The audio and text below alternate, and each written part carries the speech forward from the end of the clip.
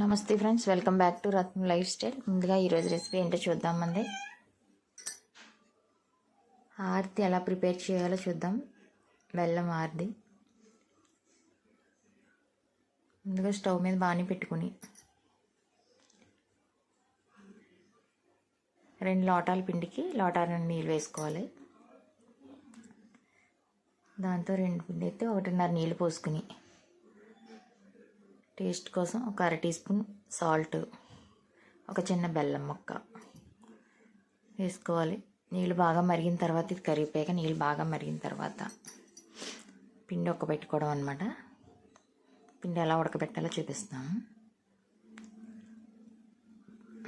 బెల్లం కరిగిపోయి నీళ్ళు మరిగిన తర్వాత బియ్యం పిండి ముందుగా మనం ఆడించి పక్కన పెట్టుకున్న బియ్యం పిండి దాంట్లో వేసుకోవాలి. బియ్యం కడిగేసేసి బాగా ఆరబెట్టుకుని పిండి పట్టించుకోవాలన్నమాట. ఇది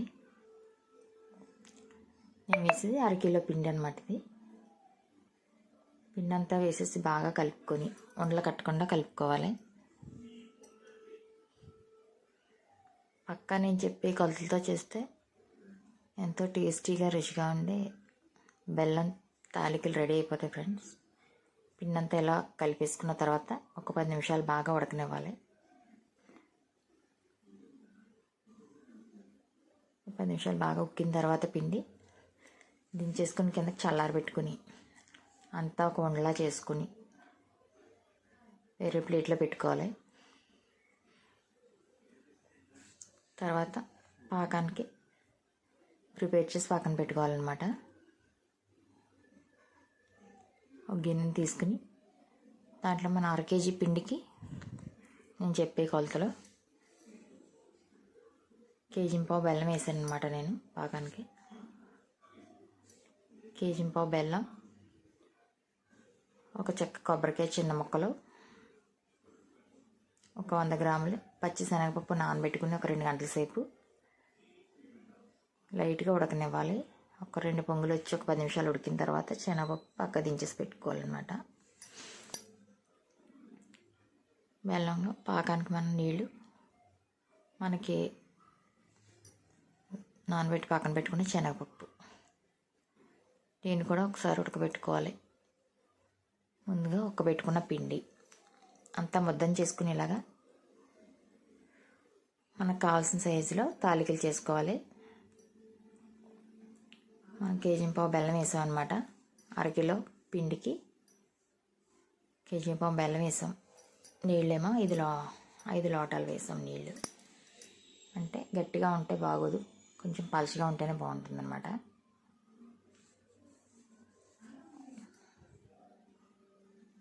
పాకంలో 5 లోటాలు నీళ్ళు వేసాం.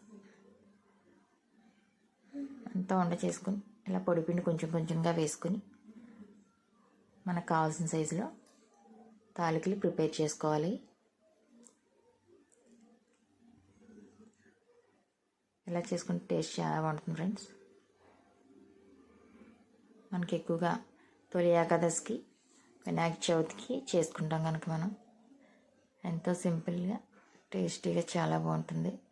బెల్లం కూడా మనకి బెల్లంతో ఇలాగా అప్పుడప్పుడు చేసుకుని తింటే బెల్లం ఐరన్ కనుక మనకు కూడా చాలా మంచిది.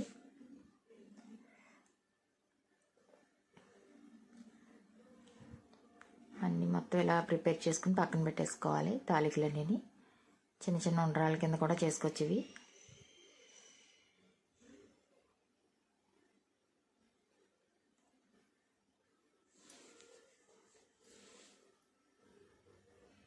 పిండి ఎంత బాగా ఉక్కితే అంత బాగా వస్తాయి అన్నమాట, విడిపోకుండా. ఇవి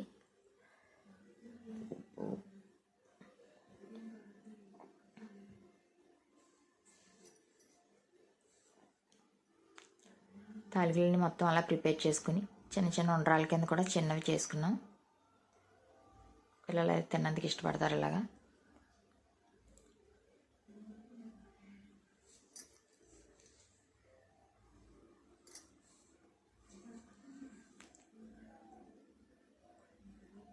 సైజు ఉండ్రాలు చేసుకుని పక్కన పెట్టుకుని అవి ఇవి కూడా చేసుకున్నాం అన్నమాట. మనం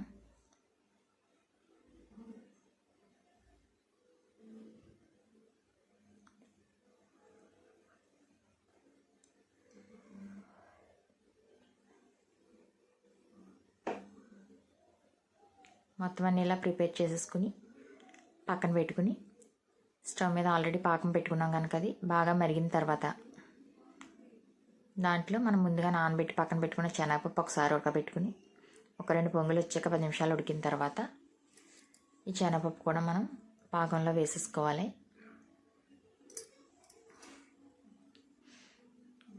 ఆల్రెడీ పాకం పెట్టుకున్నాం మనం. అరకిలో తాలికలకి అరకిలో పిండి తాలికలకి మనం 3/4 కేజీ బెల్లం, 5 లోటాల నీళ్ళు కూడా పోసాం. జారుగా ఉంటే బాగుంటుందన్నమాట. ఒక కొబ్బరి చెక్క చిన్న ముక్కలు, ఒక 4 యాలక్కాయలు, కొంచెం పంచదార వేసి మిక్సీ పట్టుకున్నాం. యాలక్కాయ పొడి పాకం మరిగిపోయిన తర్వాత యాలక్కాయ పొడిని దాంట్లో వేసేసుకుని ఈ పాకంలోని కొబ్బరికాయ ముక్కలు చిన్న ముక్కలుగా కట్ చేసుకుని వేసుకుంటే చాలా బాగుంటుంది టేస్ట్ తిన్నందుకే. మనం ముందుగా నానబెట్టి ఉడకబెట్టుకున్న శనగపప్పు కూడా వేసేసుకోవాలి.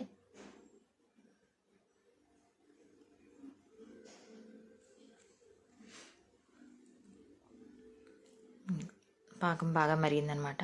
దీంట్లో శనగపప్పు కూడా వేసేసుకుని ఉడికిపోయిన శనగపప్పు లైట్గా బాగా ఉడకబెట్టకుండా లైట్గా ఉడకబెట్టి వేయాలి. మళ్ళీ దీంట్లో ఉడుకుతుంది కనుక తినేటప్పుడు నోటికి తగులుతూ ఉంటే బాగుంటుంది. పాకం అంతా మరిగిపోయింది. ఇవి కూడా వేసుకున్నాం కదా. ఈసారి మనం ముందుగా రెడీ చేసి పక్కన పెట్టుకున్న తాలికలు కూడా దాంట్లో వేసేసుకోవాలి.